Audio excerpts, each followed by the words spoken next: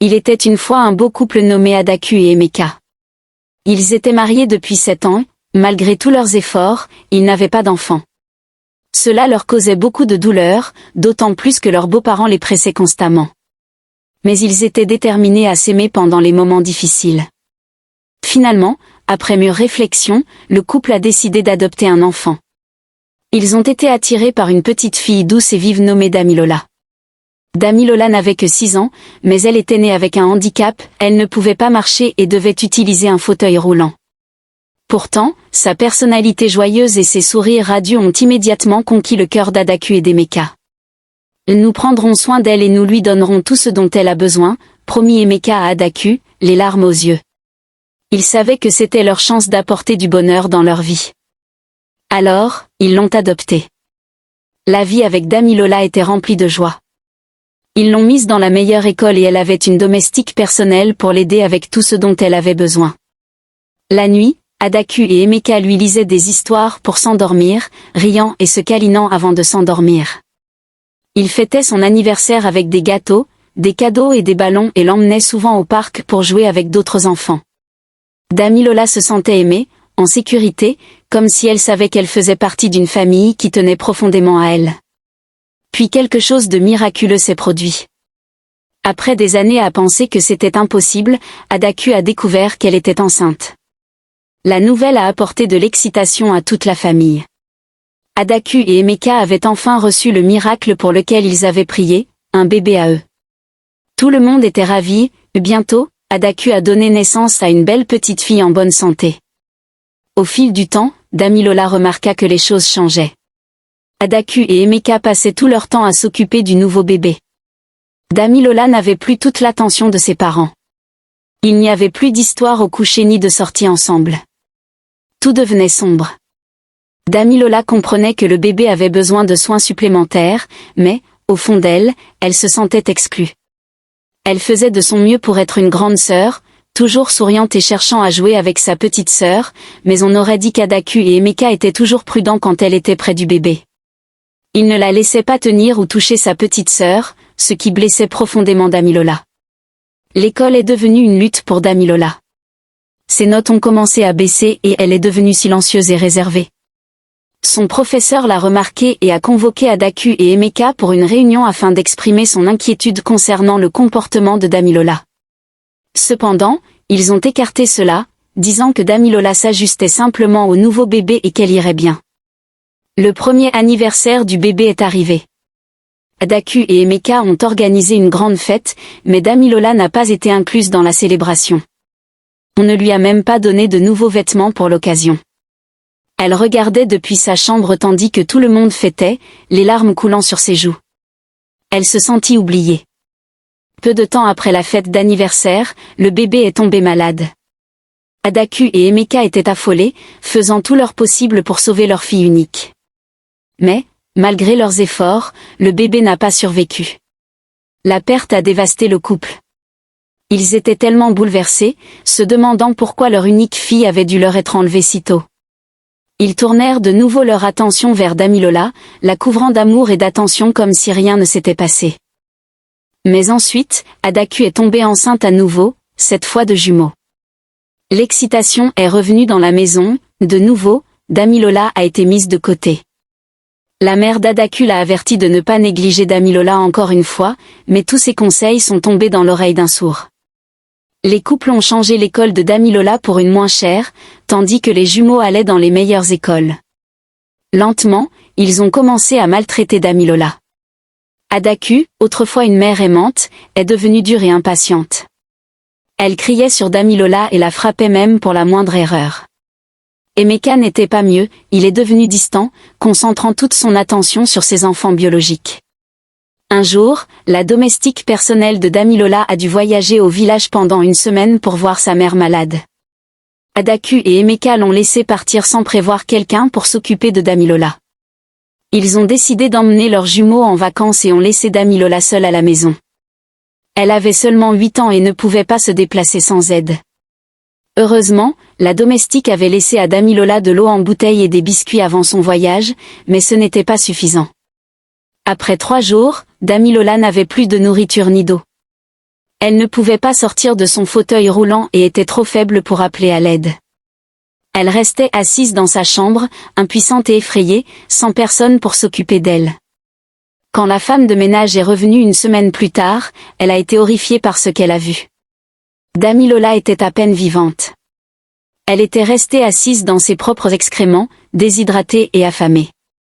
La femme de ménage a conduit Damilola à l'hôpital où les médecins ont travaillé dur pour lui sauver la vie. La domestique a appelé Adaku et Emeka, mais ils étaient en vacances et ne semblaient pas se soucier beaucoup de la santé de Damilola. Elle n'avait pas beaucoup d'argent pour couvrir les frais d'hôpital, alors elle a contacté l'agence d'adoption qui avait aidé à placer Damilola avec Adaku. Lorsque le représentant de l'agence est arrivé à l'hôpital, ils ont été dévastés de voir l'état de Damilola. Ils se souvenaient d'elle comme d'une fille douce et brillante qu'ils avaient placée avec le couple et ne pouvaient pas croire qu'elle avait été traitée si mal. Ils ont immédiatement payé les soins médicaux de Damilola et ont pris des mesures légales pour la retirer de la garde d'Adaku et Emeka. Quand Adaku et Emeka sont rentrés de leurs vacances, ils ont reçu des ordonnances du tribunal. L'agence d'adoption avait porté plainte contre eux pour négligence et Damilola leur avait été retirée. Ils ont dû payer une amende énorme, mais tout à quoi Adaku et Emeka pouvaient penser, c'était comment organiser une grande fête pour les jumeaux. L'anniversaire des jumeaux est arrivé bientôt. Adaku et Emeka ont mis le paquet pour la célébration. La fête était si grande en ville que tout le monde en parlait. Mais le lendemain matin, la tragédie a frappé de nouveau. Adaku est allé réveiller les jumeaux pour le petit déjeuner, mais ils ne se réveillaient pas paniqués, Emeka les a emmenés à l'hôpital, mais il était déjà trop tard. Les deux jumeaux étaient décédés dans leur sommeil et les médecins ne pouvaient même pas expliquer pourquoi. Les gens ont commencé à parler derrière eux. Pourquoi leurs enfants meurent-ils, et certains disaient même, ont-ils utilisé leurs enfants pour de l'argent sale? La mère d'Adaku lui rappela tous les avertissements qu'elle lui avait donnés sur la manière de bien traiter Damilola, mais la perte était trop lourde à supporter pour Adaku. Elle sombra dans la folie, malgré les efforts d'Emeka pour l'aider, rien ne fonctionnait. À l'agence d'adoption, Damilola a été placée dans une nouvelle famille, une famille qui l'aimait et la traitait avec gentillesse et soin. Elle a reçu une thérapie et a commencé à guérir lentement du traumatisme laissé par Adaku et Emeka. Adaku et Emeka n'avaient plus que des regrets. Leur richesse ne pouvait pas ramener leurs enfants ni effacer la douleur qu'ils avaient infligée à Damilola. Alors que Damilola s'installait dans sa nouvelle famille aimante, elle commença à s'épanouir. Ses nouveaux parents, Monsieur et Madame Chidi, l'adoraient et veillaient à ce qu'elle ne se sente jamais indésirable ou négligée. Ils l'ont traitée comme leur propre fille et lui ont acheté un nouveau fauteuil roulant facile à manœuvrer et ont rendu leur maison plus accessible pour elle. Damilola était enfin dans un endroit où elle se sentait en sécurité et aimée. Mais alors qu'elle trouvait le bonheur, la vie d'Adaku et Emeka se décomposait. Après la perte de leurs jumeaux, leur maison est devenue un lieu de tristesse et de désespoir. Adaku ne pouvait pas dormir, hantée par le cauchemar de sa convoitise. Elle passait des heures dans la chambre vide des jumeaux à pleurer et à tenir leurs jouets. Emeka, lui aussi, n'était plus que l'ombre de lui-même, l'homme autrefois joyeux était maintenant rempli de regrets et de culpabilité pour la façon dont ils avaient traité Damilola. Un jour, la mère d'Adaku, qui l'avait averti de ne pas négliger Damilola, décida de lui rendre visite. Elle trouva Adaku assise dans le noir, serrant une des couvertures des jumeaux. « Adaku, tu dois avancer, dit-elle doucement. Damilola ne méritait pas ce que vous lui avez fait, et vous ne méritez pas non plus cette punition. Mais vous ne pouvez pas vivre ainsi. Tu as besoin de trouver la paix. » Mais Adaku ne pouvait pas trouver la paix, la culpabilité était trop lourde à supporter. Elle a commencé à entendre des voix dans la maison, des chuchotements qui ressemblaient à ses enfants perdus l'appelant, la blâmant pour leur mort. Elle était convaincue que la maison était hantée et qu'ils étaient punis pour ce qu'ils avaient fait à Damilola. Désespérée de fuir les souvenirs, Adaku suggéra à Emeka de vendre la maison et de déménager ailleurs, loin où il pourrait commencer une nouvelle vie. Emeka accepta, espérant qu'un changement de décor pourrait les aider à guérir. Ils ont rapidement mis la maison en vente et se sont installés dans une petite ville loin de la ville.